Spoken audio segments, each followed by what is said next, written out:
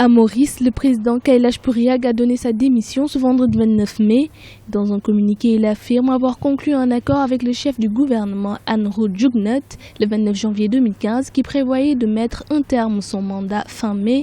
Le chef de l'État met fin ainsi à la cohabitation avec le gouvernement issu d'une autre famille politique. Le contexte, c'est que d'habitude, le président de la République est élu par l'Assemblée nationale. Et c'est le Premier ministre qui soumet le nom d'un seul candidat à l'Assemblée nationale. Et donc, ce président de la République est élu à la majorité simple à l'Assemblée nationale. Donc, forcément, comme c'est le Premier ministre qui choisit le président de la République, c'est forcément quelqu'un du même bord politique ou au moins proche du parti au pouvoir. Depuis les élections de décembre 2014, le président de la République est un président de la République qui a été nommé par le précédent gouvernement, donc un gouvernement travailliste, tandis que le gouvernement actuel est d'un autre bord. La démission du président favorise le projet politique du gouvernement en place. Ce dernier a déjà nommé la chercheuse Amina Gurib Fakim à la présidence. Bien évidemment, le Premier ministre actuel, dès les premiers jours de son mandat, en fait, depuis le début de cette année-ci, avait fait comprendre à Amina Gurib Fakim qu'elle devait rester en mode attente parce que justement le gouvernement n'avait aucune raison légale, juridique, constitutionnelle pour faire partir le président actuel. Sauf, bien évidemment, un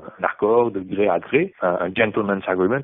Amina Gurib Fakim fait figure de symbole car elle sera la première femme à accéder à la présidence à Maurice. Mondialement connue et très respectée dans le pays, la scientifique est issue de la minorité musulmane que le gouvernement tente de rassurer.